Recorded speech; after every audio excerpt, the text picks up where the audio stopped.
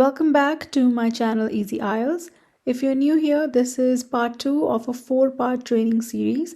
So we already covered listening and this is module 2, reading. My name is Lavleen and I will be your instructor for this tutorial. Just like chapter 1 listening, we will be taking a more comprehensive look at module 2 reading. We will go step by step, learn about types of different questions that you will face in the test. There's no other way to learn IELTS than to practice, so we will be solving examples together. Of course, learning tips, tricks, hacks, and pointers as we go. First, let's take a look at how the band for reading is calculated again. Now you've got 60 minutes, so your timeline is 60 minutes with 40 questions. One question equals to 1 mark. So if you get 1 right, you get 1 mark. If you get 40 right, you get 40 marks. You'll notice how in academic and general training, even though you get the same amount of questions correct, you get a 6 band here and you get a 5 band here. The reason is difficulty level. General training has a lower difficulty level, so the checking is more strict. So to get 6 bands in this, you have to score higher on amount of questions you get right. Here's a sample answer sheet for reading. This is what it looks like in the exam. So candidate name, number, center number will be given to you at the center. Then academic or general training, make sure you're marking the right one. Test date. Here is where you're going to fill out your answers neatly, and this is what goes back to the examiner in the end. They take your question paper as well, but this is what will get marked. So make sure you're writing your answers here in a neat handwriting. Now the order it goes in is listening, reading, writing. Speaking dates are different usually, so sometimes you'll get speaking before the day of the exam. Sometimes you get speaking after the day of the exam, and usually they send you a notice for that. But as far as the actual test goes, the day off, it goes from listening, reading, writing. So reading is your middle one, it's number 2. Now let's talk about structure. There's 40 questions comprised of 3 sections. So section 1, section 2, and section 3. Each section has a passage in it. So 3 passages you will be attempting, and the timeline you're given is 60 minutes. Unlike listening, we don't get a separate 10-minute transfer time. So your 10-minute transfer time is included in the hour you get, which really means that you only have 50 minutes to attempt the test, which also means that leaves us a little over a minute to attempt each question, which isn't a lot of time. One of the biggest challenges students face in this module is time. So today in this video, we'll be learning how to find the answers for each question type in the quickest way possible so you can finish your test on time. There's 2 kinds. We all know this, academic and general training. This is taken by applicants who are willing to study abroad, and this is taken by applicants who are willing to work abroad or immigrate there. Now, academic is more challenging, and the reason is because the test is designed with extracts from study modules and academic topics related to study and textbook stuff, so research papers and stuff like that. Whereas for general training, it's designed with extracts from daily life, so day-to-day affairs, work, media, advertisements, stuff like that. Academic test takers will usually have 3 long paragraphs in the test, and general training takers will have a combination of both, but there's usually like 5 paragraphs in a passage, but it varies sometimes. Now, some of the things that you must remember when it comes to this test is difficulty level is random. In listening, we did section 1, 2, 3, and 4. Section 1 was the slowest, also the easiest, and the difficulty level builds from there. But in this, there is no such thing as section 1 will be easiest and section 3 will be the hardest, because your difficulty level will be completely random. Number 2 is correct spelling. Very important. If you spell your answers wrong, you get a 0 mark, just like in listening. Answer word count. Now, we always have to make sure we're reading the question correctly. So if it says no more than 2 words, then it means no more than 2 words. If it says no more than 3 words, it means no more than 3 words. So be very careful about this one as well. So we discussed this, 1 mark for 1 question. So 40 questions right equals to 40 marks. Now, reading can have huge passages, and we don't have enough time. We only have 50 minutes to get through the whole test and then transfer your answers and make sure you're writing your spelling right and making sure you're writing your answers correctly. So, speed reading is an essential skill that we need to develop for this reading module. Otherwise, we won't be able to finish the test on time. So, we'll learn about that, when we practice. Speaking of which, let's practice together. Grab a pen and paper and let's get started. So, we'll be going through all types of questions that show up in this module. We'll look at a sample together and we'll look at the solution together, discuss tips and tricks, and also what's the best possible way to get to the answer. I'm going to go ahead and start with the most hated question there is, which is also called matching headings. But before I explain more, let me show you what the question type looks like. So, of course, this is just a small section from the whole passage, but you'll get, a couple more paragraphs like this. So, you're going to get a passage like this in your reading module, and then you'll get a set of headings. Of course, again, these are just some of the headings, but you'll have more in the actual exam. So, you will be required to match these headings to paragraphs. So, in order to do that, you have to read the full thing. In matching headings, there is no locating keywords or just by scanning and skimming, you'll find the answers. That doesn't happen. Usually, when you do that in matching headings, you find the wrong answers. And that's why it's most hated, because it takes a long time. And one of the most challenging things in reading, as we learned, is managing time. So, this is a time consumer. But let me tell you this is actually a blessing in disguise. You are lucky if you get this question type in your exam, because what will happen is you will attempt this question first, right? Attempt this question type first, read the whole passage, because you have to do that in order to find the answers. But now you know the whole passage, you know where certain specific information is. So for other question types, it's faster, it's actually easier for you to find the answers. So in the long run, it's actually saving your time and not consuming your time most. So if you get this one in your test, don't panic, don't stress. It's not a bad thing. It's actually a positive thing for you. So what we're going to do today is, even if it's your first time learning about reading, grab your pen and paper. We're going to solve some of the examples here, some of the samples here. And once you're done solving them, I will then go over these with you and tell you how to solve them or what's the best way to solve them. And of course, learn about some tips and tricks as well. So this is my timer here. Usually in a perfect world, you should only take about a minute for each question, like we learned. But because we're practicing, I'll give you 2.5 minutes. So you can go ahead, match these headings to these paragraphs. So your answer should be, heading 7, heading 8, or, heading 6. All right, so let's get started. Best of luck. And there we go.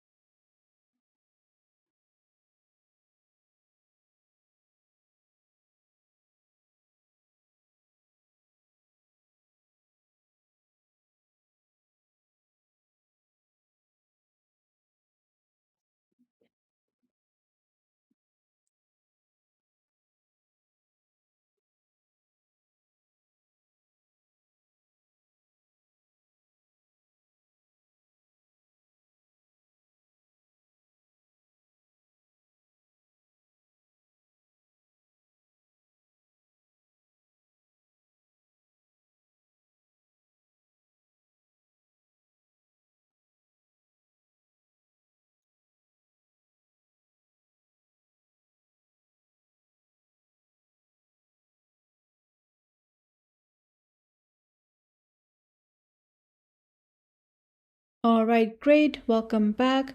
Let's take a look at the answers together. Okay. So for section A, it's 6. So what are the common health problems? And for section B, it's number 8. So what are the roles of management and workers? Now I'm going to grab my pointer here and we're going to learn how did we find these answers for these questions here. All right, let's look at paragraph number A. So, sensible work practices are an important factor in the prevention of muscular fatigue, discomfort, or pain in the arms, neck, hands, or back, or eye strain, which can be associated with constant or regular work at a keyboard and visual display unit VDU. Now, when you read this paragraph, you know by reading it that they're talking about mostly problems that you get by being a keyboard operator, right? So let's take a look at the headings now. What are the common health problems? What is the best kind of lighting to have? And what are the roles of management and workers? This one's actually super easy because we know they're not talking about lighting. We know they're not talking about management and workers. They're actually talking about how to prevent these common health problems.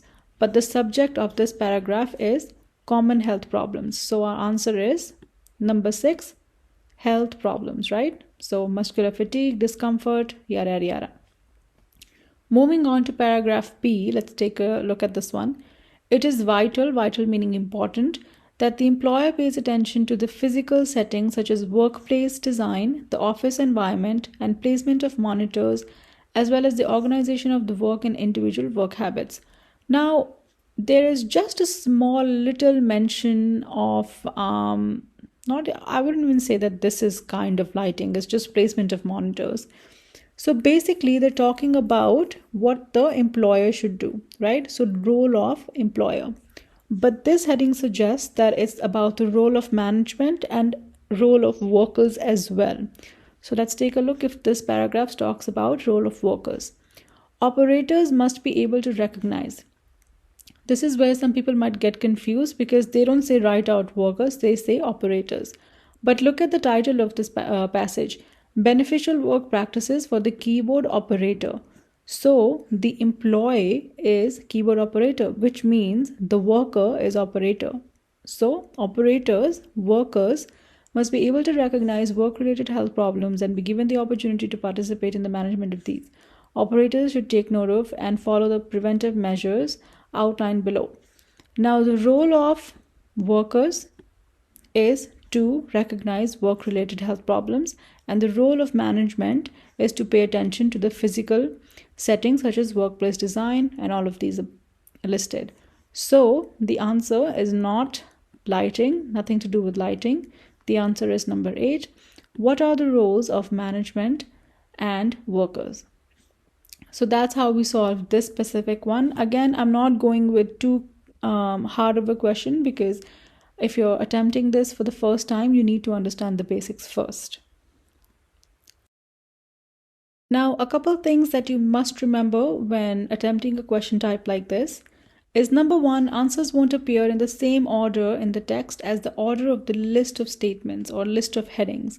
So for example, if you're looking at heading number 1, it's not important that it's going to come from section A and B.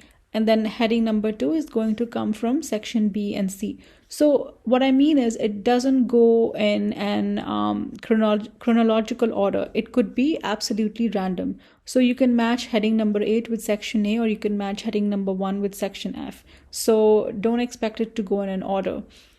Some paragraphs in the passage may not contain an answer at all. There's a possibility that some of the headings will not match with the paragraph at all. So, if you're getting confused at the end and thinking, I've done something wrong because, I haven't chosen this paragraph and there needs to be a heading for every paragraph, chances are, the answer is not in the paragraph, so don't worry about it. Tons of synonyms and paraphrasing. Of course, something in reading you'll find a lot. There are going to be a lot of synonyms used and a lot of paraphrasing going to happen. Like the question, what is the role of management and workers? They use the word employer and they use the word operator instead of worker. So in this context, operator meant the employee or the worker. So expect a lot of synonyms and paraphrasing. Search for names, numbers, places, and dates. First, if sorry, I cannot speak. First, if applicable. This is the easiest information to match first. Now, of course, names, numbers, places, and dates, they are easier and they're obvious to place. So once you know that you're going to try to match something like this, it's easier to locate them because that's there's no paraphrasing names and numbers and places and dates. So if there is a question like this, then match this first because this is the easiest information to find, and then you also will prevent confusion in other headings. This is an exception question type. Like we discussed earlier, this question type, you cannot speed read or you cannot just find keywords. You have to look at the paragraph as a whole to find the heading. And the reason I say this is because sometimes you read the first line and you think you found the answer because you located a keyword. But that doesn't mean that you've actually located the right answer because these paragraphs are full of distractions. What I mean to say is that the first line might justify the heading, but when you read the full paragraph and you read the full thing, it could have a different meaning. Let me give you an example. So let's say, for example, the first line of the paragraph says the chocolate cake served at the party last night was delicious. So now you're thinking, okay, we're talking about the cake, so the heading should be cake related. But then the second line says the catering was done by this company, and then the para starts speaking about history of the catering company. Now, when you've read the next 2 3 lines, you know that the paragraph is actually talking about catering company and not the cake. So this is the easiest example I can give you to make you understand that in solving heading questions, you have to read the full thing because you need to get enough information to justify the whole heading itself. All right. So what have we learned so far? If you're finding a keyword, that doesn't mean that you found the answer. Don't judge too quickly and don't get you know impatient when it comes to question type like this because you have to give it some time. Don't judge too quickly what the answer might be. Another important thing I can tell you is if you have two possible headings, then write both of them, solve all the other questions, at the end come back to it and see what you can eliminate. All right, so that's it for matching headings. Let's move on to our next question type. Moving on to our next question type, it's called matching features. Now, we attempted matching headings, but this is called matching features or options. This is a sample question that I have for you here. So let's take a look at this. So we're going to be solving from these two paragraphs. They are a little bit more lengthy than the previous one. Let's read the question together. Look at the following statements and the list of countries below. So these two are statements, question 34 and 35, and these are the list of countries, okay? France, Germany, USA. Match each statement with the correct country A to J. So we have to match the statement to these countries. Write the correct letter. It's very important to read this and understand this in a correct manner. Make sure you're not going ahead and writing France, Germany in your answer sheet. You're only to write the correct letter. A to J, I only have until E because we don't have 34 to 40. We're only attempting 34 and 35. You may only use any letter more than once. So there's a possibility that these answers might be repeated in your questions here. So even if you're using France for more than one answer, that's completely fine because you may use any letter more than once. All right. So what we're going to do right now is I'm going to start the timer for 2.5 minutes. I want you to do your best and try to find the answers. Once you're done, we'll discuss more about this question type. Okay. There we go. Best of luck.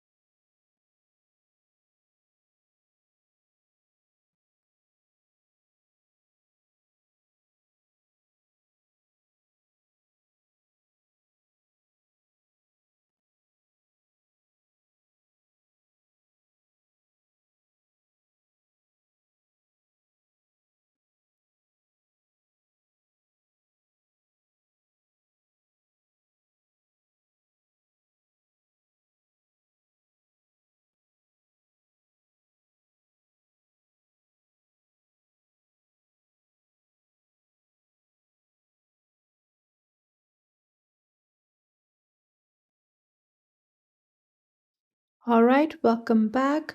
Our 2.5 minutes are over. Let's take a look at the answers together. Great. So number 34 is A, France, and 35 is C, USA. If you got them right, perfect. Even if you didn't, that's also fine. Let's talk how to solve. The first thing that happens when students look at all of this is freak out. That's right, because it looks like a really lengthy, long passage, right? And because there's more to this, I only have two paragraphs here due to space, but there's going to be more. Some of the passages have three paragraphs, some other passages have five paragraphs. So it's a lot of stuff that you have to read. So, what should be our first order? What to do first? Unlike matching headings, we are not going to read the whole thing and waste our time in matching features. Understand this. We have to make sure we know what the question means. We don't go to the passage right away and waste our time. We only have just over a minute to solve each question if we are to finish the whole test on time. So, no, we're not going to go and read the full thing. Matching headings and matching features have a difference between them. So, don't confuse them with each other. This is where we save time and we can find keywords, and we can make sure that we're finishing this question type before the time runs out. So, how do we do that? Let's take a look at question number 34 here. Let's solve this example together. So it says it helped other countries develop their own film industry. So it helped other countries develop their own film industry. I know that maybe helped and develop, they have a higher probability of having a synonym in this paragraph here. But the subject of my statement is film industry because something helped these countries develop their film industry. So we're talking about film industry and that's our subject. So the first thing I'm going to do is I'm going to find this word. I'm going to find film industry in the paragraph here. So let's take a look. The first line of the first paragraph, I see invention of cinema, which also means films. So let's take a look. Let's read that. Although French, German, American, and British pioneers have all been credited with the invention of cinema, the British and Germans played a relatively small role. Okay. So now we know that these four played role, which is all of these, but British and Germans played a small role. So we can actually eliminate British and German. So now it's only between French and America. We keep on reading this. It was above all the French, so above all French, followed closely by Americans who were the most passionate exporters, helping to start cinema in these countries. Now, this is where you have to pay attention. So they didn't actually paraphrase this. The word helped is just helping here. That's perfect. Helping other countries. Instead of other countries, we have the names of the countries: China, Japan, Latin America, and Russia. So this is actually perfect. So above all French, so eliminating America because it was followed closely, but above all was French. They were the most passionate of this new invention. Invention meaning invention of cinema. So new invention is cinema. So they were passionate exporters of films, helping to start cinema in these countries. So we know the answer is France. In terms of artistic development, it was again French and Americans who took the lead. Yada yada yada. Okay, so these guys also played a part, but the answer actually comes from over here. So this is the line that gives us the answer. I hope you're understanding what I'm trying to say. So underline the words that might help. So keywords, right? But the main subject of this specific statement is film industry. And over here, we know they're talking about cinema. Over here, we know they're talking about other countries, and we know they're talking about helping. So this is actually perfect. Okay, next is it was the biggest producer of films. So what's our main keyword here? It was the biggest producer of films. Let's take a look at the second paragraph. Films here, filmmaking here, film here, film here. There's films everywhere. So because films is everywhere, we actually need to take a look at this word, biggest producer. So let's look at that. And when I look here, I find the word largest, which is also has the same meaning. So largest and biggest have the same meaning. Largest single market for film. So let's take a look at this sentence. In the end, it was the United States that was to become and remain the largest single market for films. So perfect. We found the answer in the first sentence. It was the biggest producer of films. In the end, United States was to become the largest single market for films. By protecting their own market and pursuing this export policy, Americans achieved a dominant position on the world market. So I'm reading the second sentence just to make sure that it matches my first sentence and my answer is correct. So it does go in line with the statement here. So we know that the answer is USA. So what we're trying to do here is not, the first thing we do is we start reading all of this and then we start reading all of this and then we come back to the question. By the time you come back to the question, you've forgotten half of the things. No, we're going to go to the question first. We're going to the statement first and we're going to read that. All right. And then we're going to underline words that might help us find the subject of the statement. And then we're going to go back to the passage and trying to find similar words there. So this one was so easy actually. Biggest and largest. We read the first sentence, boom, we found the answer. So this is how you have to look for answers in your reading passages so as to not waste your time. Another thing you can do is to use something called the verb method. I love that method. So it means what, where, when, and how. You're asking yourself questions like what, where, when, and how. So when you read the statement, it helped other countries develop their own film industry. You can actually turn this into a question. What helped other countries develop their film industry? This way, it's actually easier for yourself to remember the statement. So when you go back to the passage, you're not turning pages. We waste so much time just turning pages back and forth because, okay, we're looking for the answer, but now we've forgotten the question. So if you use the verb method and turn it into a question, you'll remember it better. So what was the biggest producer? So something was the biggest producer of something. You'll remember that much. Even if you close your eyes now and repeat it with me, something was biggest producer of something. You'll remember what we were talking about. So change it into a question. What was the biggest producer of films? And when you go back to the passage, you'll remember the question and it'll be more efficient. It's a more efficient way of looking for the answer without wasting much time, which we don't have. All right, so that's it for our matching features. Like I said, if you found the answer, perfect, but if you didn't find them, that's also fine. We're learning, remember, so we're just trying to figure it out as we go. So remember, matching headings, we're reading the full thing, right? Because we need to make sure we're matching the correct headings. And matching features, we're only scanning keywords and we're only looking at the question. We're not wasting our time. All right, next up is true, false, not given, or yes, no, not given. Another question that everyone hates. Let's take a look at the difference between true, false, and yes, no first. So true, false, or not given are fact-based questions. All right. So in the passage, in the paragraphs itself, there would be facts about something. So if it's fact-based, it's true, false. But if it's opinion-based, if it's somebody's opinion, then it's yes, no. So if it's a subject's opinion, then yes, no, not given. Otherwise, it's true, false, not given. Now, what does true, false, not given even mean for someone who's completely new to this? So you'll have a question like, do the following statements agree with the information given in passage 2? And you are to answer true, false, or not given. True meaning it agrees with the information in the text, okay? False meaning it disagrees with it or contradicts it. And not given meaning it is not mentioned in the text. This is where everyone gets confused.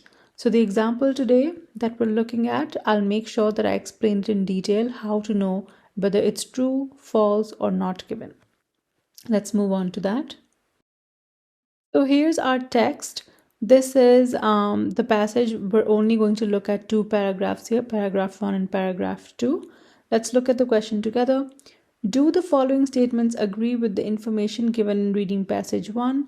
True, false, and not given. I've already explained this.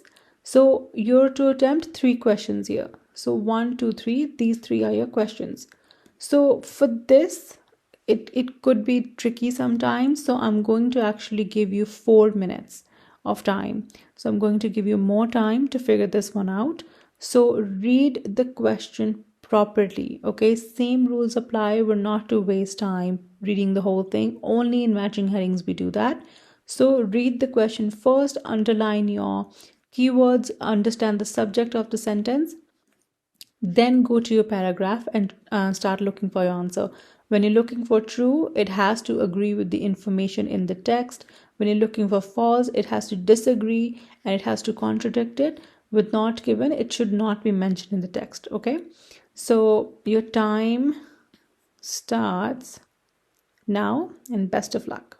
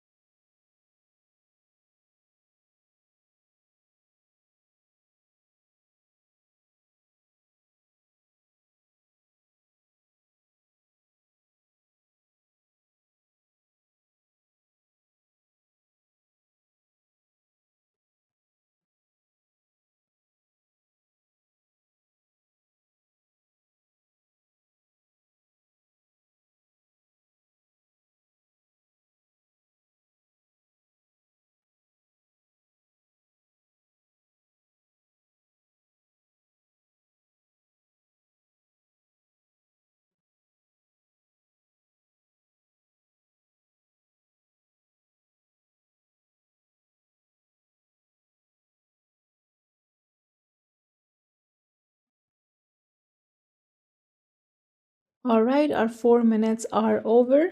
Let's take a look at the answers together. All right, let's take a look at the answers. Number 1 is false, number 2 is true, and number 3 is not given. Now, what's the first thing you do in a question like this? The first thing you do in a question like this is not go to the paragraph and start reading the whole thing, because nothing else is going to come out of it but just you wasting your time. So the first order of true, false, and not given is to come here, read the question, find the keywords, and then look for those keywords in the paragraph. All right, so let's focus in on our first keyword here for the first statement. Let's read it together. Raising levels of literacy was the main theme of the conference. Now, I know right away that my subject of the sentence is conference. But how did I know that right away? Because it has something called an article word in front of it. The word the is actually called an article word. All right. To be more specific, a definite article word.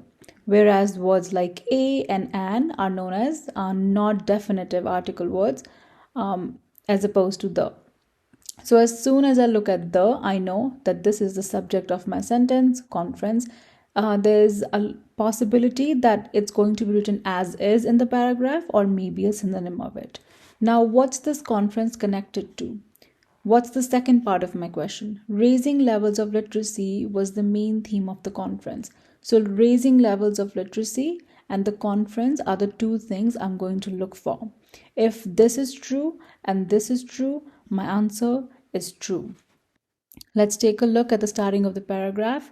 As soon as I look at it, I'll actually spot the word conference right away. So that's great. Let's start reading. Sir Anthony was speaking at a conference about the need to improve young people's sense of well-being. Okay, perfect. So we found the statement here. So about the need, talking about or speaking about the need to improve, meaning main theme, right? Speaking about is paraphrasing main theme.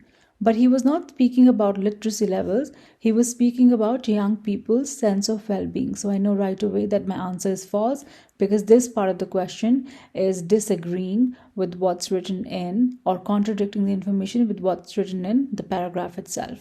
Great, so number 1 is false.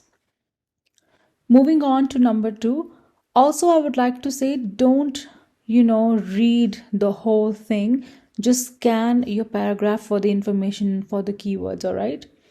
Number 2 is online platforms such as Facebook and Twitter can have a negative effect on young people's life. So we're looking for negative effect from online platforms such as Facebook and Twitter. So what are the words that could be used to paraphrase this? Internet, social media, right?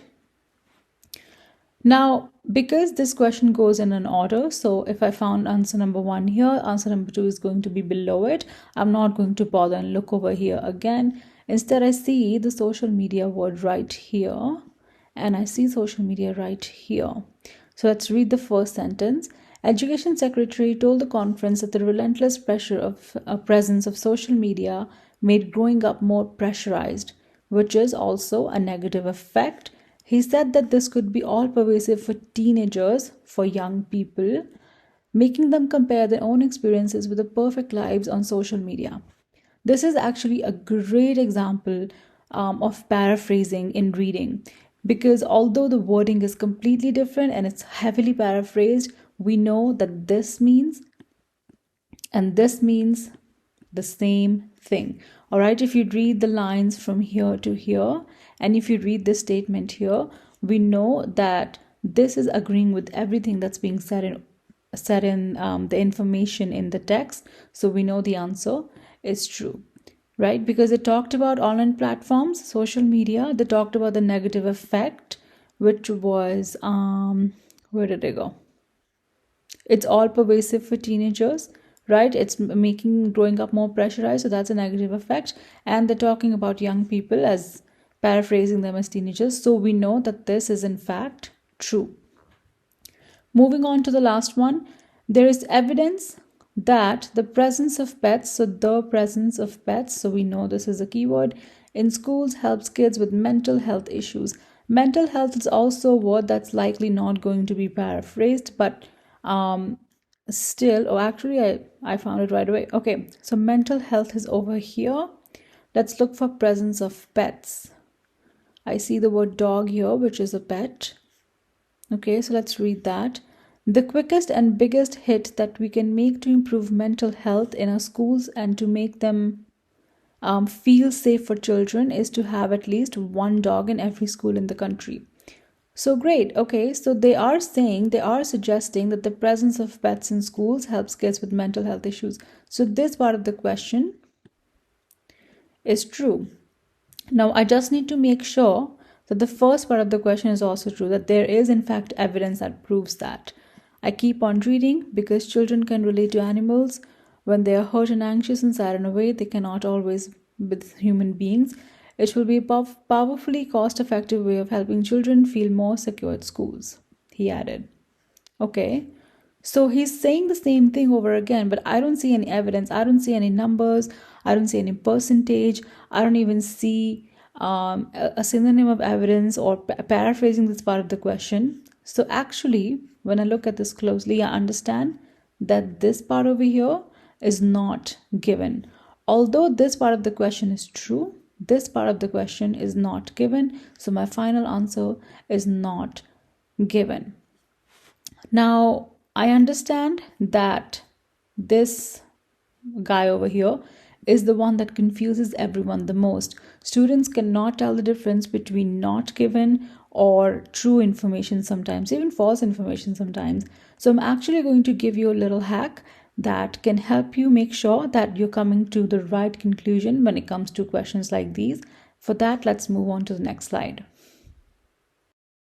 So let's look at the hack that I was talking about in a little bit of detail. So what did we learn about true, false, and not given so far? We know that true means agreeing with the information in the text. We know that false means disagreeing with it or contradicting it. And we know that not given means it's not mentioned in the text. This much we understand. If you look at the example here, I'm going to use one that we just solved. Let's take a look at the hack I was talking about. So considering this example, let's move on to the first one. So these are your final answers, all right? But how did we get there? How did we come to this conclusion? I read the question first, and I know that the conference is the subject of my question. Now let's see what the subject is connected to. So raising levels of literacy was the main theme of the conference. Conference's main theme was this guy over here. So we need to make sure that this is true in the paragraph that's been given to us. Now, if this part of the question is true and this part of the question is true, then your answer is true.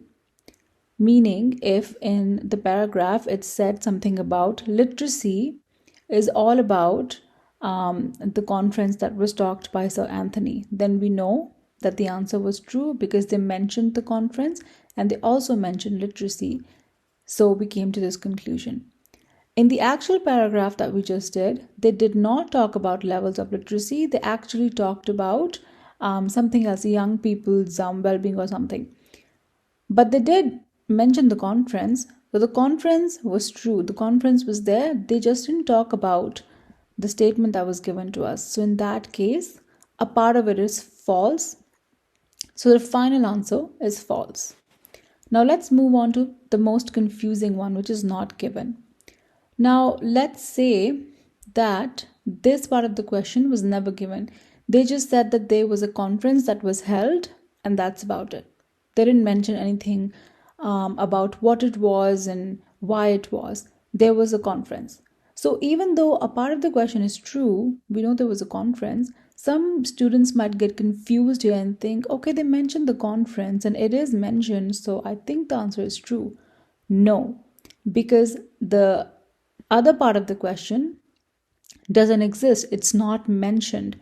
So if one part of it is true and the second part of it is not given, then your answer is not given. Okay? Moving on to the last one, false and not given. Now, let's say that this part of the question is not given, right? But the conference is also false. So in the actual paragraph, it's not a conference, it's something else they're talking about. But in our statement, we're given the word conference. So not only this information is disagreeing and contradicting the paragraph, it also has a missing part of the question. This is where a lot of you get confused, because you're thinking it's false, but it's also not given. So do I mark not given or do I mark false? But in this case, if it's false or not given, your final answer is false. Okay. I really hope that cleared it up, because this is the only way that you can read your true and false statements in detail and make the final decision whether your answer is going to be true, false, not given, and false. Now, this hack is useless without you understanding the context of the question. So make sure you're reading it at least twice to understand what they're talking about first.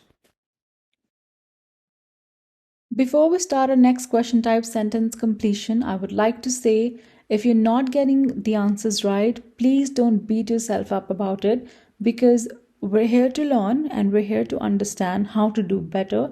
And that only comes with time and practice. So if you're not excelling at every single question, that's completely normal. Okay, with that, let's move on to the paragraphs for sentence completion. So this is the sample over here. Let's read the question together. Complete the sentences below. Choose no more than 2 words. So read this carefully from the text for each answer. Write your answers in boxes 38 to 40. I only have 38 and 39 on your answer sheet. So the first thing you're going to do is you're going to read the question and not read the whole paragraph. Only in matching headings we do that. All the other question types are similar. I'm going to give you 2.5 minutes to solve these two, and then we'll discuss. All right. I'm going to start the timer. There we go. And best of luck.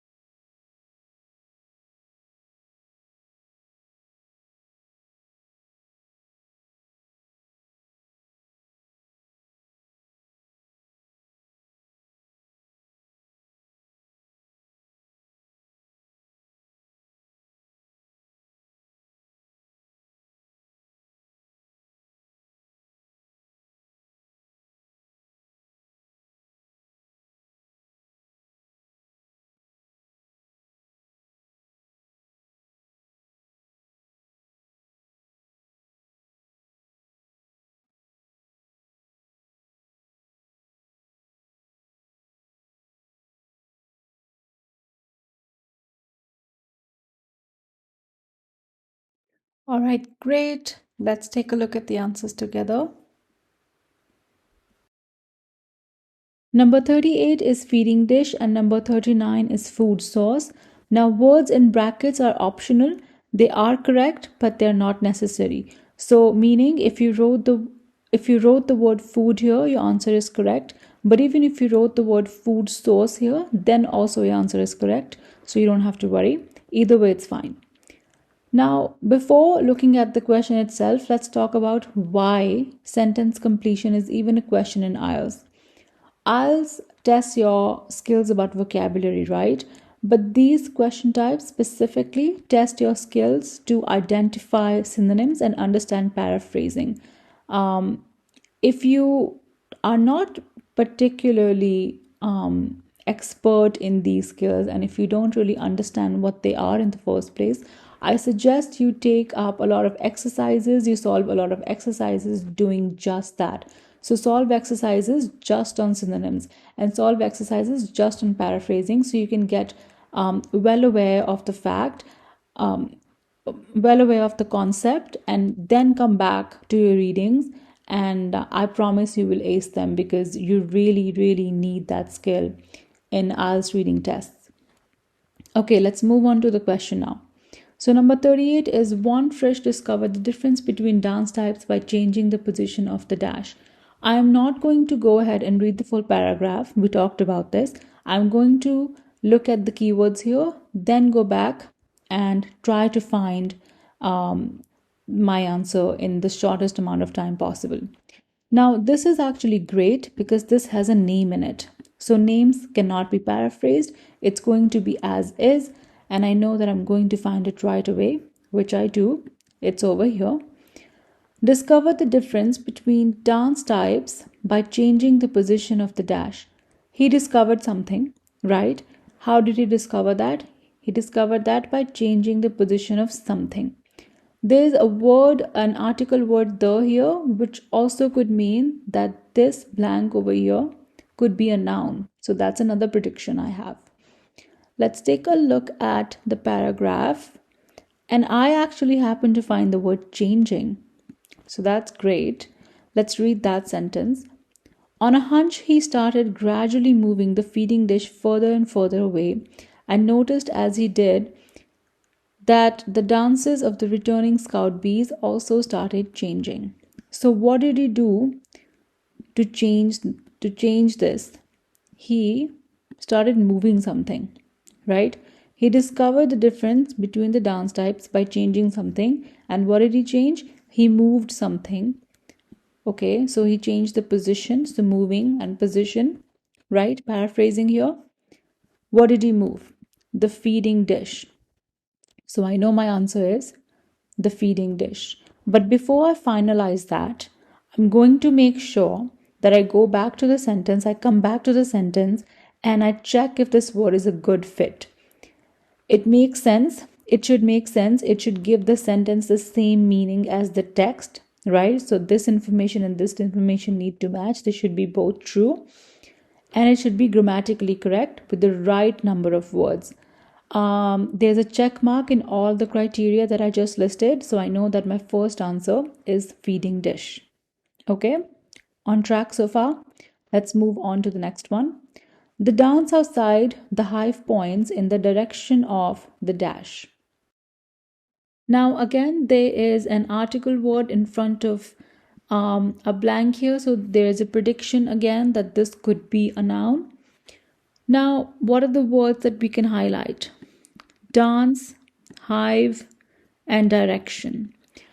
This also is another question type where your answers are not going to be random. It actually comes in order.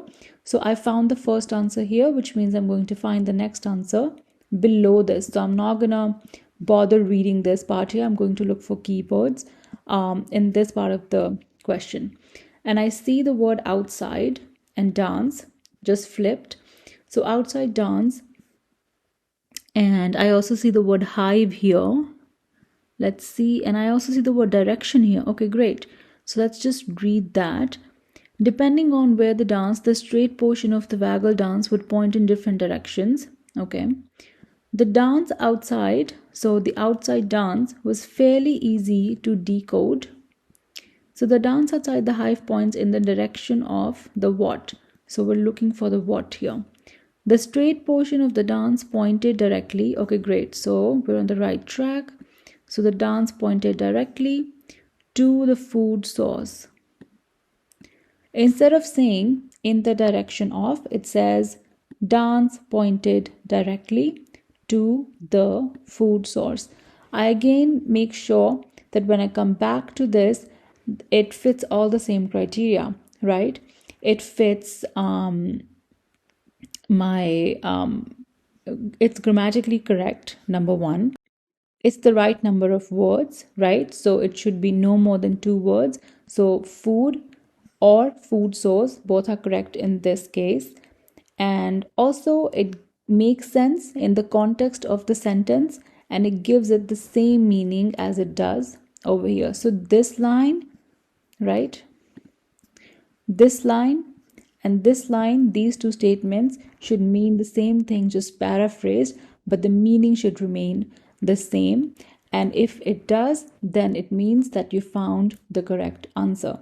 Also, make sure you don't write the twice. Some people make that mistake. So instead of writing just feeding dish, they would write the feeding dish in the answer.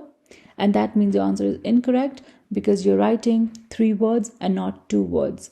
It is a common mistake, actually more common than you think, and happens usually when we're trying to just, finish it up hastily. So that's why I'm saying we want to make sure we have enough time at the end to proofread our answers and making sure we're fitting the criteria of the questions as well.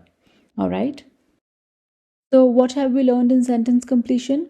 We have learned to follow the question number one. We have learned that we're going to look by keywords. It also comes in order, so the answers are not random throughout the paragraphs. We have also learned that if there are names in the question, look for the names first. And the last and the most important one, make sure your answer is fitting grammatically, it's correct, and it also in the end means the same thing as the information in the text, so the meaning should not be changed. Sometimes there are words, there's similar words, yes, there is direction written here and there's dance written here, but the meaning of it could be entirely different. So make sure the meaning is the same, and if only it is, then you found the right answer. Otherwise, keep looking. Okay, let's move on to the next question type. Moving on to our next question type called table completion. Let's take a look at the sample together. And here's the question. So this is the two paragraphs I took from the passage. Complete the table below. This is the table right here. Choose no more than three words. So this time it's three words. And write your answers in boxes. This says 34 to 39. We're only going to attempt 34 and 35. So the first thing you want to do is you want to look at this table here and understand it before you even attempt the question. I'm going to start the timer now. So I'm going to give you 2.5 minutes again. Try your best to find the answer. After you do that, then we will discuss on how to solve this question type. All right, best of luck. There we go.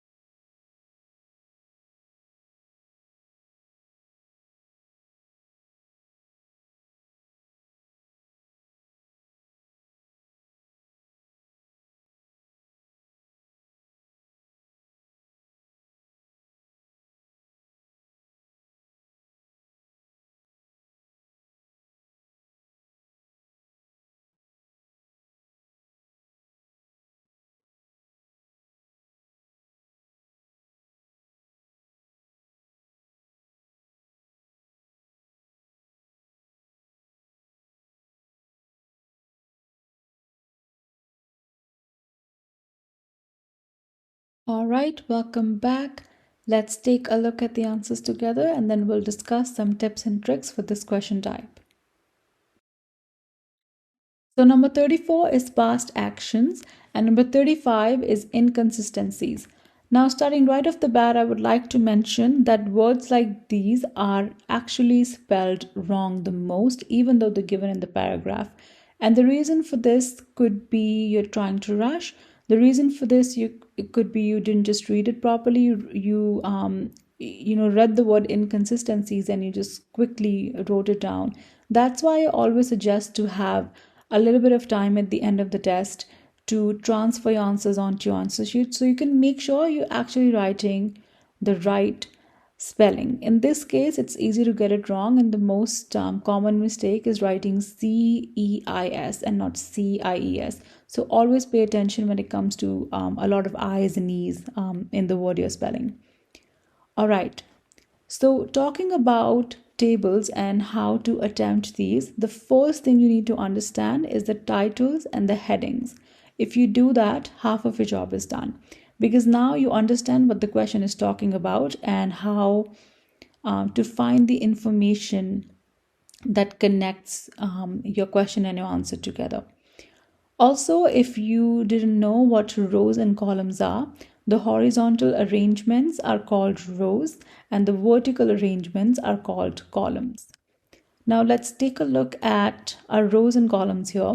We know we're talking about a theorist, his theories, and the principles. Principles are what we're filling out, but this is actually great because theorists have a name, right? So we know right away where to look for the information.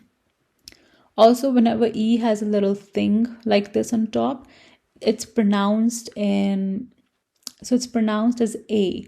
So it's not Reen, it's actually Renee. Okay, there's an A at the end, like Beyonce. So there's an A at the end. So that's why there's a little thing on top of E here. That's how you pronounce it. Okay, moving back to the question here. I see the word Renee, so I know that they're talking about the theorist and his theories in the first paragraph. I also see the word grandfather paradox, so I know I'm in the right spot. Let's look at the principle. Time travel would allow for dash that would actually make time travel impossible. I know that the keywords that I'm looking for here are time travel, allow, and impossible. Right away, the one thing I notice here is paradox, and I see time travel, and I also see the word cannot occur, which actually means impossible. Let's go back here and read the full sentence. Time travel is able to facilitate past actions that mean time travel itself cannot occur. Now let's go back to the question. Read this. Time travel would allow for is able to facilitate. Now, if you don't know, facilitate also means allow, and that's why I keep saying your knowledge of synonyms and your knowledge of paraphrasing needs to be strong if you are to understand this. Past actions, right, would allow means facilitate. So we know that whatever words coming next is actually our answer. So in this case, it's past actions that would actually make time travel impossible. That means time travel itself cannot occur. So they've paraphrased this whole thing, and the only thing that hasn't been paraphrased is the word past actions. We read it with the full sentence. We know it fits, it's grammatically correct, it makes sense, and when paraphrased, they both have the same meaning. So we know it's the right answer. Okay. Same concept as sentence completion, but this time it's actually a little bit easier to find because table actually categorizes your information in rows and columns, and it's just easier to locate that way. Okay, let's move on to the next one. So we know they're talking about this theorist, which is over here. And yeah, that's right there. And self-consistency principle is talked about in this paragraph. Also, it moves in the order of I found the answer here for the first one here. So the second one is actually before the first one. So don't go wasting your time again in paragraph A if you found the answer for 34 over here. Okay, it is only possible to alter history in ways that result in no dash. So, possible, alter history. Let's take a look here. Right away, when I read the word alter, I actually see the word change here, which also means alter. And I see the word historical, history. Okay, I also locate possible. So this is perfect. Let's read this sentence. It would be possible, however, to affect rather than change historical outcomes if travelers avoided all inconsistencies. Let's read that sentence again and let's read the question again. It is only possible, it would be possible to alter history, to affect rather than change historical outcomes, okay, in ways that result in no. If travelers avoided, result in no is actually paraphrased as avoided. If travelers avoided all inconsistencies, that result in no inconsistencies. For everyone who wrote all inconsistencies, read the sentence again. It's only possible to alter history in ways that result in no all inconsistencies does not make sense. So your answer is not, doesn't have all in front of it, it's only inconsistencies. That's why I keep saying you have to read the full sentence to make sure that it fits in the question properly, and it also doesn't change the meaning of it. So, to summarize quickly what table completion is all about, it's number one, making sure that you're reading the word count on your question. In this case, it was 3 words, I believe, but we found the answers in 2 words and 1 word, so that's perfect. Number two is spelling. Please don't write the wrong spelling if the spelling is given in the paragraph. That's like it's a blunder that you can do on the test day, so make sure that does not happen. Carefully look at titles and headings. If you understand what's going on here, half of your job is done. Sometimes you look at the table, you freak out, and then you start reading the whole thing, and then come back, and then you're just flipping the pages. For like 2 minutes, you're going back and forth and back and forth. No. If you use, like we talked about the verb method, and if you just concise that information in your brain and then you go back with the plan, it's much easier to find it and much faster to find it that way also. All right. And lastly, of course, know your keywords, of course, know your paraphrasing. And the best way to do that is go and solve some exercises that are meant and designed just for that. Okay, so we'll move on to a next question type now, which is, I believe it's flowchart. So let's do that. All right, keeping up the completion streak, let's move on to type number 3 called flowchart. This is a paragraph here. It's a small one. And this is a question. Complete the flowchart below. Choose no more than 3 words from the text for each answer. Write your answers in boxes 30 to 40. This is actually a longer flowchart, but I'm only including 33, 34, and 35. And you will find all the answers in this paragraph over here. All right, so because you're trying to find 3 of them, I'm going to give you 3 minutes. I won't give you more than that because this is a fairly small paragraph, so you should be able to locate it easily.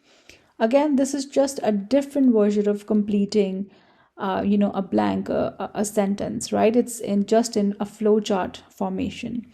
So best of luck. I'm going to start the timer now and then we'll discuss later how to attempt this question type better in the exam. All right, there we go.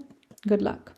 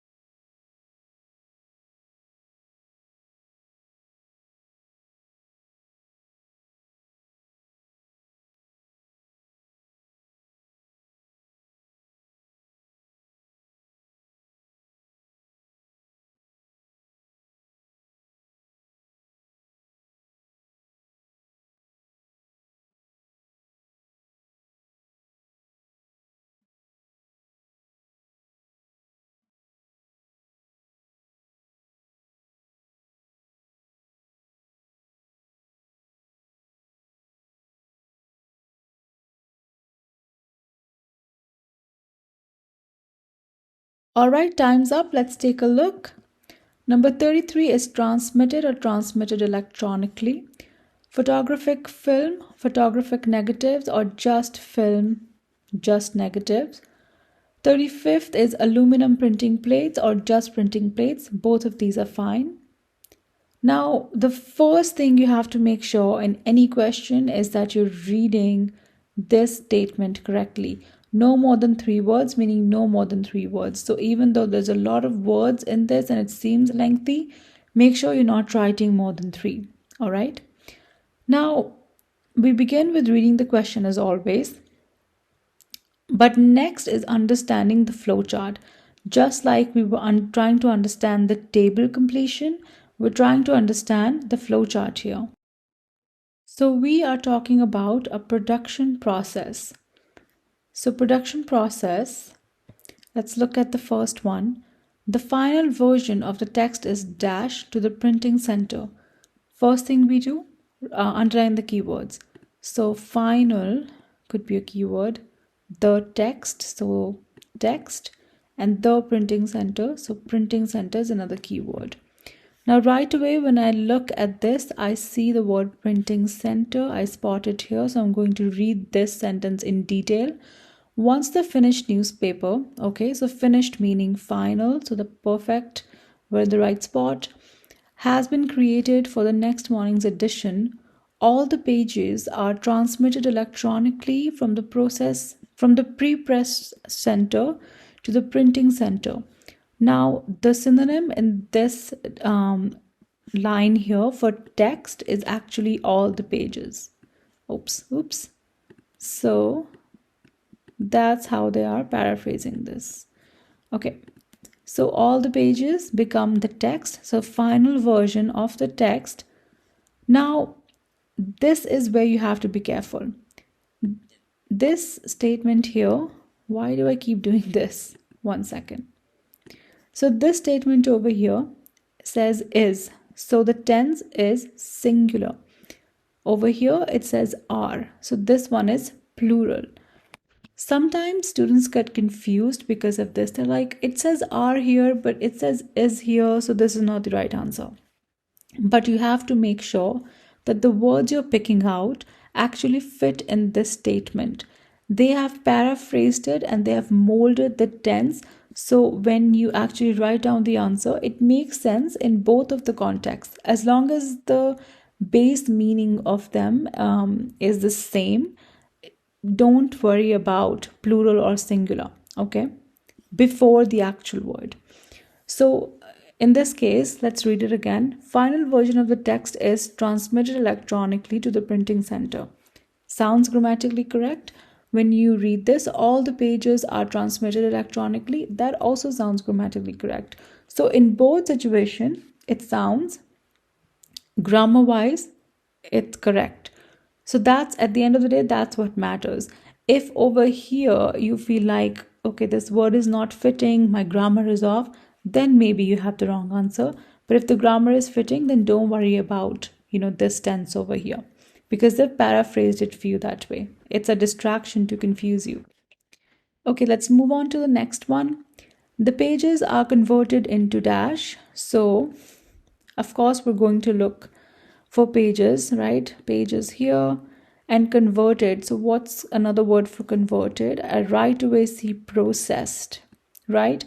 This one, I actually saw the word here, so I know I'm moving on to the next question, which would be under this. So I'm not bothering reading all of this here. So converted equals to processed. The pages are then processed into photographic negatives. Okay, great. So I found my answer, photographic negatives. Now there's a couple options here. You can write just film, you can write just negatives, you can write photographic film, or you can write photographic negatives. All of these answers are correct. So photographic negatives. So we have 34. 35th is dash are made for use in the printing presses, and the film is used to produce aluminum printing plates ready for the press.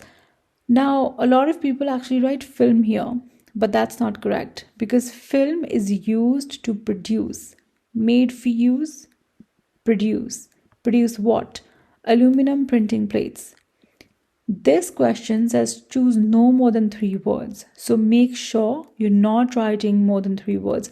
Aluminum printing plates, it's three words. So that's actually right if you write the full thing. Even if you write just printing plates, that's also fine.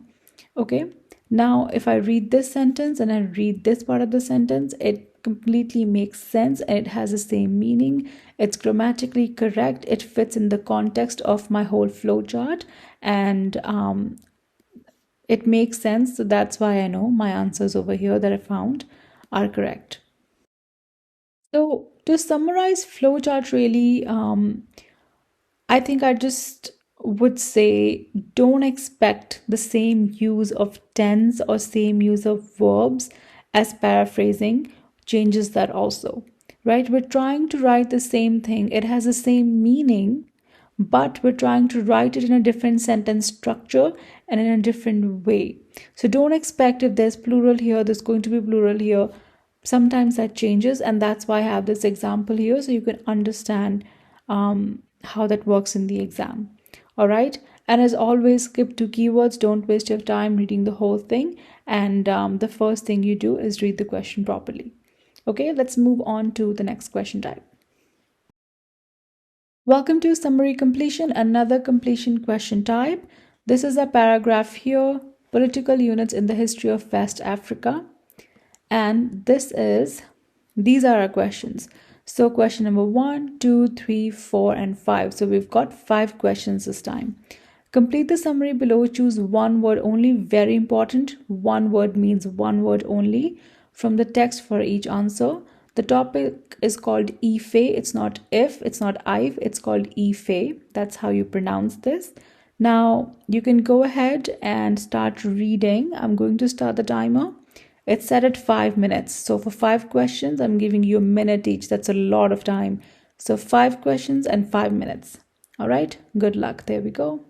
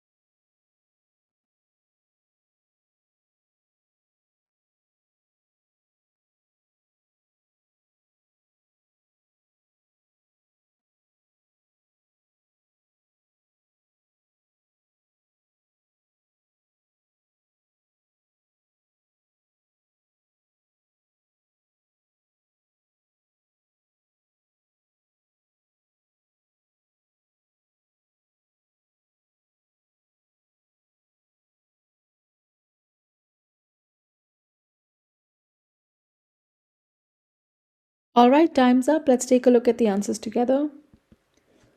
So number 1 is forest, number 2 is gold, number 3 is pottery, number 4 is sculptures, and number 5 is vegetables.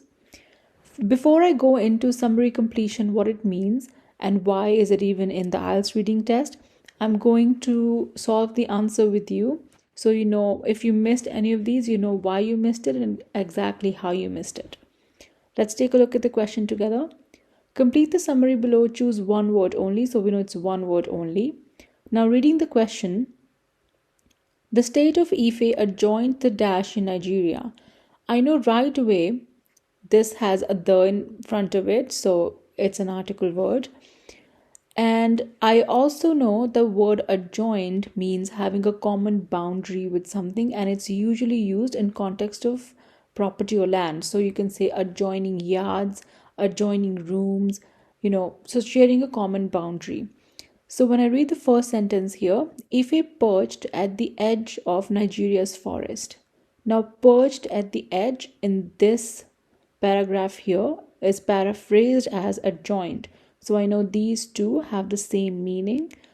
But where is it perched? It's perched at the edge of in Nigeria, forest. So I know the answer is forest. Now, if you don't understand the meaning of these words, perched at the edge of or adjoined, you can see how it's difficult for you to recognize the answer. That's why I keep saying for reading in IELTS, we have to build up on vocabulary and we have to build up on our knowledge of synonyms and paraphrasing. And the only way to do that is to practice.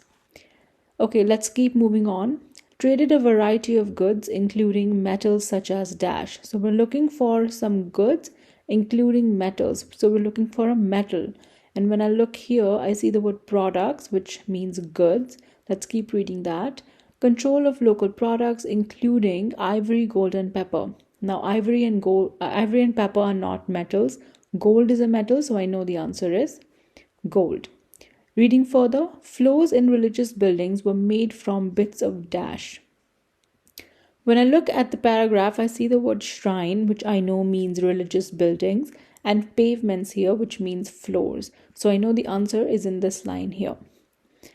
All right, so with many shrines featuring elaborate pavements made of pieces, so instead of made from bits, it is made of pieces of pottery. So I know the answer is pottery. There are many surviving examples of dash made of brass or terracotta. This is actually great because there's really no way to paraphrase brass or terracotta because these are names. So I look for these names, which I see here. Let's read this. Elaborate pavements made of pieces of pottery and a rich tradition of creating brass and terracotta sculptures, including ones of people richly adorned in ceremonial regalia. Now, surviving examples of what? Brass and terracotta sculptures. So the answer is sculptures. The population lived on animal products and crops such as dash. Now I see the word cultivation and I see the word population. So subsistence for the large elite and artisan population appears to have been based upon, lived on is based upon small livestock, animal products, and the cultivation and crops such as of vegetables. So the answer is vegetables. So when you're reading for summary completion, read it word for word sometimes, try to compare it and try to make sure that whatever you're writing down, it has the meaning, it has the same meaning as it does in the paragraph. So if they're paraphrasing, it's written in a different way, in a different structure, but the meaning at the end of the day is the same. So that's really important. Now, if you missed any of the answers, you know where I found them. But now let's talk about what summary completion is. First of all, what is summary? Summary is a short, clear description that gives us main facts or ideas about something. So in this case, this summary is supposed to give us an idea about the paragraph that was provided, a short description of the paragraph that was provided. Now, in this question type, you may also be given a list of words to fill the gaps with, but that doesn't always happen. So you might not have a list of words like this one, but you might also have a list of words to fill the gap in with. Okay, so don't get surprised in the exam if that happens, but that actually makes your job easier, right? Now, this type of question tests your ability to identify keywords, to recognize synonyms and paraphrasing, of course. Also, use the context of the summary given to you to make predictions. We also want to test your ability to skim the paragraph and to scan text for specific information. So, speed reading is also a skill that's tested here. Now, summary completion questions are all about vocabulary. So you need to be able to recognize a wide range of synonyms and also paraphrasing to get a high score. All right, because for example, just use this first one here. A lot of students might not know what adjoined means, or they may not know what perched means. So if you're missing your vocabulary here, then it is a little bit harder for you to find the answers in summary completions. Let's talk about the answer order. Now, the answers are usually in the same order. So, for example, we went from here to here. So, the first answer was in line 1, and then we went, second line, third line, fourth line. So, it usually goes in an order, but on the off chance it doesn't go in an order, your keywords will help you to easily spot the answers. All right. We've talked about this before. We must read the question. So choose one word only means one word only.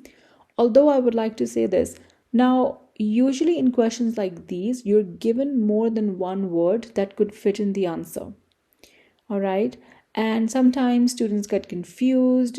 Maybe they haven't read the instructions properly and they write two words, but then the answer gets marked wrong because they were supposed to write only one word. It is up to you to eliminate the words that you think could be the answer, right? So if you think three words could be an answer, it's up to you to eliminate the two of them to make sure your answer fits this criteria and it fits the context and it fits the paraphrasing the best. All right. So don't also, if you're too confused about something and you just got stuck, then write the whole thing over here, write those three words, then come back to it and then cross them, cross the ones that you think are not going to fit. Because if you are stuck on one question and you keep thinking about it, for the next 3 minutes, then you're wasting time. So if you're really stuck on something, write it down here quickly and then move on. After you've done everything, come back to it, revise it, and then see if you can eliminate and find the proper meaning or proper word for the answer. Next tip I can give you is predictions. Predictions, what I mean to say in this context here is, are you looking for an adjective? Are you looking for a noun? Are you looking for a verb? Is there an article word in front of it? It makes it a little bit easier and it gives you a clue as to what you're looking for. And if you're trying to eliminate words, then you know exactly what your word is and it makes that process a little bit easier. Next one is time management. I actually already talked about this. So if you're struggling to find something, just take an educated guess and move on. It's just not worth it losing too much time on one thing. So focus on getting the easier marks and then come back later to it after you have more time. Last but not the least, check your grammar. So when you've written down your answer, read the first sentence again and make sure it makes sense. If your answer is not grammatically correct, chances are it's wrong. Then reconsider. All right. So that's it for our summary completion. Let's move on to the last question type. Welcome to yet another hated question of all time called MCQs or multiple choice questions. Let's take a look at the sample I have for you. So we're looking at two paragraphs and the question says choose the correct letter A, B, C or D. Write the correct letter in boxes 1 to 4 in your answer sheet. So we're only going to attempt 1 and 2. Now this over here says write the correct letter, meaning you're writing A, B, C or D and you're not writing the full thing. Very important to read the questions and making sure you're putting down the correct thing on your answer sheet which you're handing to your examiner. Now, the reason multiple choice questions are not so liked is because there's a lot of options, like the title suggests, and a lot of options can usually cause a lot of confusion. So that's why it usually comes under the more challenging part of the reading module. But it's fine. Like I said, we're here to learn and we're here to understand how to do better. So I'm going to start the timer. You'll do your best, but then we'll talk about whatever tips or tricks might come in handy when dealing with this sort of question type. All right, so there we go. I'm going to start the timer and best of luck.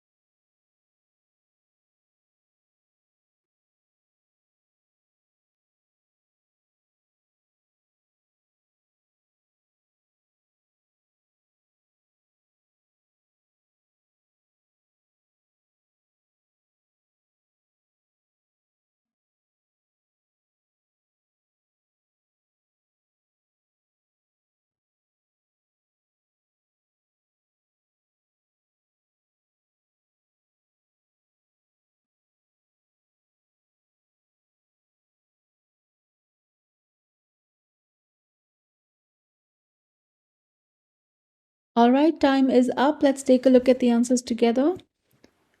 Number one is A and number two is C. Now, before I move on to any tips for MCQs, we're going to solve these two questions together. And if you've missed the answer, you can see why you missed it and how you missed it. Looking at the first one, in paragraph 1, the writer suggests that companies could consider. So I know my answer is in paragraph 1. The writer is suggesting that companies should consider something. So, what should the companies consider? Abolishing pay schemes that are based on age, avoiding pay that is based on piece rates, increasing pay for older workers, or equipping older workers with new skills. Now, when I look at question number 1, I see that there are three options which have the word pay in them. So I know clearly that the word pay is a keyword. So I'm going to go out here and look for the word. I see the word paid here, but I also see the word pay here. Now this is more of a close match, or it's actually the exact match. So I'm going to read this sentence first. Take away seniority based pay scales, and older workers may become a much more attractive employment proposition. This reminds me of my option A. So I'm going to come back here and compare this and make sure that it has the same meaning. So abolishing pay schemes, abolishing means किसी चीज़ को ख़त्म करना, to take away. Abolishing means take away. Pay schemes that are based on age. Take away seniority based, right? Pay scales.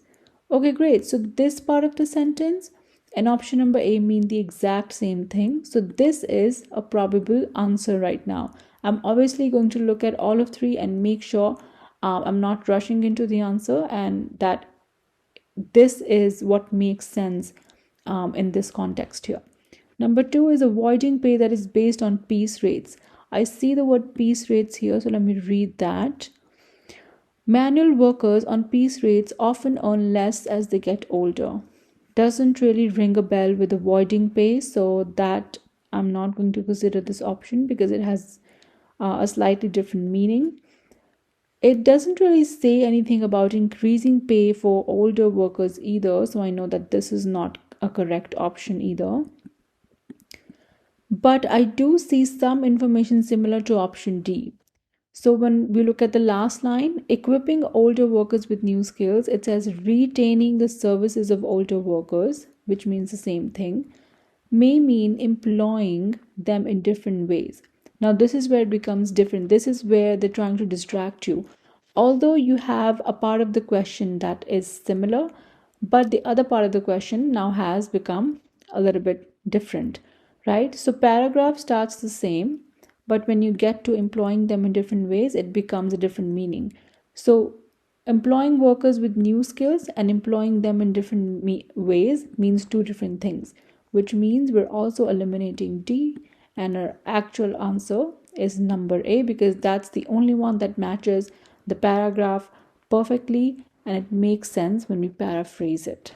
Okay, now let's move on to question number 2. Now, because I found my the first answer in para 1 and the option D ended over here, I'm going to start looking for question number 2 where options for the first one ended. Okay, usually it goes in an order. Skill team is an example of a company which, so we're looking for keyword skill team, offers older workers increases in salary, allows people to continue working for as long as they want, allows the expertise of older workers to be put to use, and treats older and younger workers equally. I don't really see any specific keywords in these 4 options. So what I'm going to do is I'm going to look for the word skill team, which I see here, and then I'm going to start reading and see that if I find any relating information to the 4 options I have. So IBM set up a separate company called Skill Team, which re-employed any of the early retired who wanted to go on working up to the age of 60. Okay, so it says offers older workers increases in salary. So they're re-employing some of the early retired, but they're not really giving them increases in salary. So option A is actually out because it does not match the information that we're looking for. Allows people to continue working for as long as they want. Let's keep reading. Employee who joined skill team at the age of 55 on a 5-year contract would work for 58% over the full period for 88% of the last IBM salary. This also contradicts this information, so I know that this is not an option I'm looking for. Number C is allows the expertise of older workers to be put to use. Let's keep reading. The company offered services to IBM, thus allowing it to retain access to some of the intellectual capital it otherwise would have lost. Now, allowing it to retain access is actually the word allows here. The expertise of older workers. The word intellectual capital is a synonym for the word expertise here. So, capital we're talking about is older workers. So this one is actually much more tricky, is more advanced in terms of vocabulary and synonym use and paraphrasing. So a lot of you might have not been able to find this specific answer, but it's in the last sentence here. So allowing it is allows, and then expertise here is paraphrased as intellectual capital. The synonym used is intellectual capital of older workers to be put to use. And for D, actually treats older and younger workers equally. I don't see any information, so I'm going to eliminate this as well. Now, in situations like these where you maybe have an idea that this might mean the same thing, but of course you're not 100% confident of your synonym or paraphrasing capability in this situation, try using the eliminating method. So what I'm going to do is I look at the first one, I know it's not the same, cross it out. Number two, not the same, cross it out. D, they haven't even mentioned it, so I'm going to cross it out. So of course, the one that's left here is C, so that's my answer. So that's something you can do if you're confused about the vocabulary. Now, it's common to end up with two very similar answer options as well that are difficult to decide between them. In this case, you need to study them in even more detail, okay, to identify the differences between them. But how do you do that? What tactics do you use to do that? Number one is to paraphrase each one in your own words. So translate the options, right? The options given to you, try to translate them in your own language in your head and see if it is making sense with the paragraph, it is making sense in the context of the question. Try to identify distractors is number two.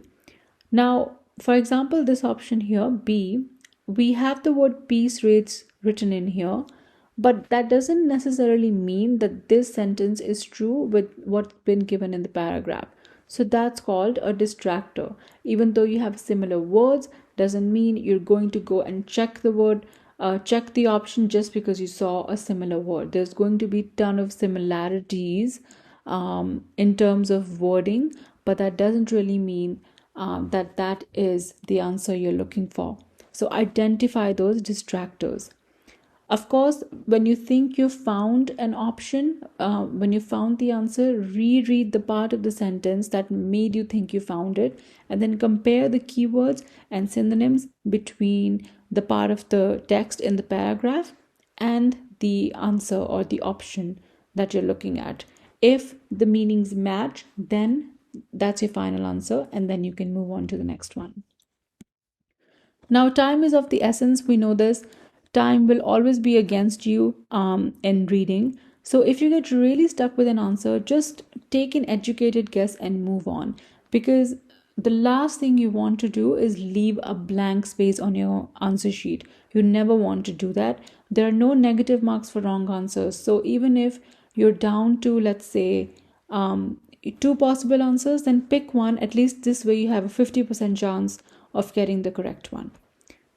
And last but not the least, in MCQs, the more you practice your reading skills is the more you get better at it. There's really no way around it because a good way to build your vocabulary is to practice. You're reading a lot of things, and so you're reading a lot of vocabulary. So, for example, if nobody understood what intellectual capital means, now you know that this is a synonym that could be used for expertise, right? So practice makes perfect, and practice is the only thing that's going to give you confidence when you go into your reading test. Now you can use all the information I provided and all the tips and strategies that we talked about so far in all the question types. But for MCQs, I would like to say use the elimination method, right? If everything else fails, and if you are short on time, then instead of leaving a blank on your answer sheet, take an educated guess about what the answer could be. And that's it for types. We made it to the end. Let's just revise some tips and tricks really quickly before we wind up the video. So how can I get to the band score I want to get to? Number one is to practice, practice, and practice some more because it is essential in IELTS that you do that. Develop reading techniques, of course, for IELTS reading. You need to know what skimming is, you need to know what scanning is, and you need to understand what speed reading is. So we cannot be stuck on one word and just go slowly and slowly and slowly. We don't have enough time. So you need to learn how to speed read. And for that, you need to know how to skim through the text. So you get an overview of the text. You know what the general meaning is. Also, you can scan the text to locate keywords, right? So when I'm locating keywords, I'm not reading necessarily the full thing. I'm just trying to quickly see, oh, where's the same word that I'm looking for or a synonym of it that I'm looking for. Keywords are your savior, helping you find answers in the least possible time. So many of the question types, actually, all of the question types except for your matching headings, are based on keywords. So, learn this trick if you want to finish your reading test in time. Follow instructions carefully and make sure you fill in the correct structure in the answer sheet. If it says one word, it means one word. If you are finding three words for your answer, look at the meaning of them again. Look at if it's supposed to be a noun or an adjective or a verb you're looking for. Eliminate the other ones and make sure you're following the correct structure in your answer sheet. Do not confuse matching headings and matching features. Matching headings means that you have to read the full thing in detail, there's no other way around it. And matching features means that there is a way that you can use keywords and finish the question type in less amount of time. So don't make the mistake of confusing them both, reading keywords for matching headings and then reading the full thing for matching features. You're going to get the wrong answers if you do that. Next up is paraphrasing, which is of the utmost importance in reading. No matter what module you go in, paraphrasing is going to show up one way or the other. So develop the skill as soon as you can. Solve examples, and if you're having trouble with this, solve examples and exercises based on just this so you fully understand what this means. The verb method also is another great method to save you time. So ask yourself questions like what, where, when, why. This actually comes in really handy when you're trying to remember the question, right? So if it's on a different page, you're not trying to flip back and forth and waste time flipping pages. So use the verb method. Ask yourself questions like what, where, when, how to remember the question better. Question first, do not waste your time. So always read. So I never go to the full paragraph unless it's matching headings. I go to the question first. I read the options. I take out the keywords and then I go to the paragraph and then I go to the passage to do my research. Next is sequence following in flowcharts. So you have to make sure you know what the flowchart is all about. So you read the topic carefully and then you have to go sequence by sequence because flowcharts are all about sequence, right? So even in the paragraph you're given, it's going to all flow through. So it's going to come from one sentence to another, to another, to another. So don't get confused and look, if you're looking for the answer number 5, it's going to come after answer number 4 because it's a flow chart. All right. So don't waste time going back and forth in the paragraph itself. Understanding columns and rows in tables. So you should know what columns are, you should know what rows are, and you should know how to read them in a table to find your answers quicker. Don't confuse not given with false. Now, we talked about this for true, false, and not given. A lot of the time, confusion happens because if one part of the sentence is false and the other part of the sentence is not given, a lot of students wonder, okay, what am I supposed to write? So in that case, it's false. It's not given. Make sure if you're unclear on this subject, you go back and replay the part where I'm talking about true, false, and not given. Understand information versus subject change. So if the information in the text is changed, they're altering it, right? That means it's false. But if they've just changed the whole subject altogether, they're not even giving you any information about it, that means it's not mentioned in the text and that means it's not given. All right, so understand the difference between information change and the subject change. Also, do not write T, F, and NG. Write completely like the question specifies. So if it's true, write true. If it's false, write false. And if it's not given, write the full thing, not given. So yet another really aspect of IELTS reading is the order you attempt the questions in. And what should be the order? Number 1 should be headings, matching headings. Number 2 should be blanks. So all of the fill in the blanks, summary completion, sentence completion, table completion, flowchart completion, all of the completions. and then options. So MCQs and true false are not given. But why? Why do we need to do it like this? The reason for that is your timing.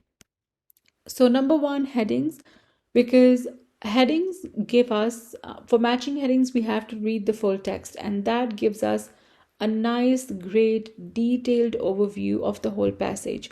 So, now we're attempting the next question types. We already know where to find the keyword for this, and it becomes that much easier and it becomes that much faster when you're trying to rush through your text.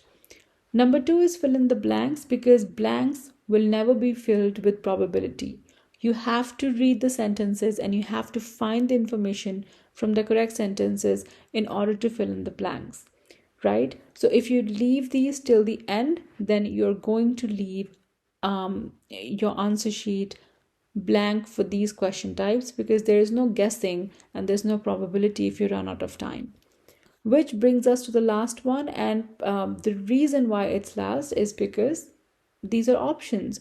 So for MCQs, if you're running out of time, for true, false, and not given, if you're running out of time, the least you can do is to guess something, because a probable answer is better than a definite zero score. So we never want to leave a blank space, and that's why you can attempt these in an order of headings, blanks, and then at the very end, questions which have options to them. All right, most importantly, I'm going to say this in every video, don't lose heart that you didn't understand. Even if you understood a little bit of what I'm talking about today, that's a great start. Remember always that IELTS is practice. You're not going to get it magically, in a day or even in a week. It takes some time. So cut yourself some slack and keep practicing. And with that, it brings us to the end of module number 2 readings. That's the end of the video. I've already uploaded module 1 listening. So the next module I'm going to upload now is 3 writing. If you liked the content of this video and if you enjoyed this tutorial and you think it helped you in any way, please like, subscribe, or comment below. You can also follow us on social media. The name of our handle is My Easy IELTS. If you're looking for writing evaluations, there's more information on my page, so you can contact me over there. All right, have a great day or great night wherever you are, and I'll see you soon. Bye now.